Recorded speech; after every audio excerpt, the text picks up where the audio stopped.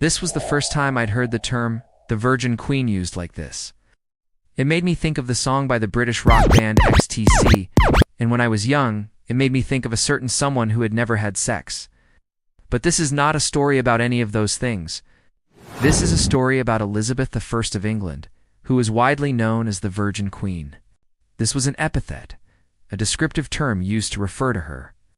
It wasn't really a title. She didn't have a royal title. Now, there were lots of eligible men. There were many, many suitors over the years. But Elizabeth I never married. Queen Elizabeth I. But she was widely known as the Virgin Queen.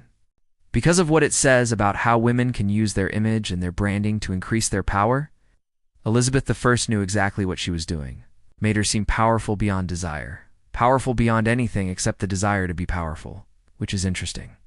And she did have sexual relationships. We know that her intimate relationships were not equal partnerships based on love and mutual respect. Another biographer wrote, "Her lovers were merely the means by which she could experience physical pleasure, so it's not like she was asexual. It's just that she used her sexuality on her own terms to, again, enhance her power." Why was she called that? Well, as you might have guessed, it was because she'd never married. One theory was that women had one womb, that they only had one womb, and therefore, if they engaged in sexual activity, they would eventually run out of womb. And this lack of womb would then cause them to die.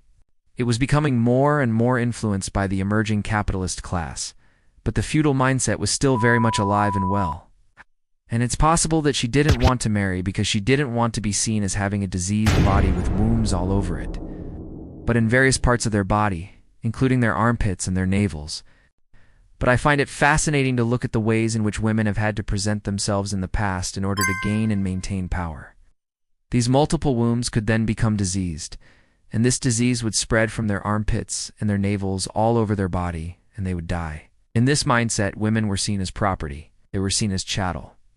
And it meant that there was a balding epidemic, because people thought that if you had extra wombs in your armpits and your navels, you needed to get rid of them. And you have lots of sexual relationships. You are seen as virile and strong and healthy. But if you're a woman in a position of power and you have sexual relationships, you are seen as promiscuous and whorish and lacking in self-control. She was too important to be thinking about things like having children or pleasing a husband or having a family. But it's worth mentioning here as well. She was too important for that. That was the message she was sending. It could be bought and sold in marriages to further political alliances or to gain land or to increase wealth. So why is this important? Why do I care? He famously married 6 times in pursuit of a male heir, and he famously, or maybe it's infamous, I guess it is, executed 2 of his wives and mistreated all of them really badly. She came to power at a time when England was still a feudal society, so she cultivated an image of herself as a kind of holy, asexual being, a woman who was married only to England. As the song says, "And Elizabeth's father, King Henry VIII, he had been very much about acquiring land and wealth and power through marriage. But Elizabeth was different.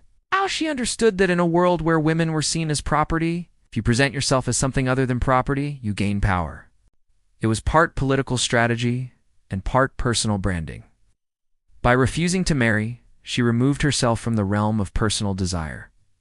She showed that she was above it, and it worked. It enhanced her authority in a male-dominated world. And it's also worth pointing out that while Elizabeth I was careful to keep her private life well private, one biographer wrote, Elizabeth was capable of great tenderness, but she was not capable of passionate love or deep affection. Think about the double standards here. If you are a man in a position of power, there's another reason why Elizabeth I didn't marry. And I actually talked about this in a recent video about King James VI of Scotland. In the 16th century, there were 2 prevailing theories about women's bodies. The other theory was that women actually had multiple wombs, and these multiple wombs were located not just in their body. So, it's kind of a yikes theory, but people believed this. Now, Elizabeth I was very careful about her public image. She was very careful about how she presented herself. We may never know why Elizabeth I never married. Maybe we don't need to know any of this. Elizabeth I may have been the Virgin Queen, but she was a powerful queen nonetheless.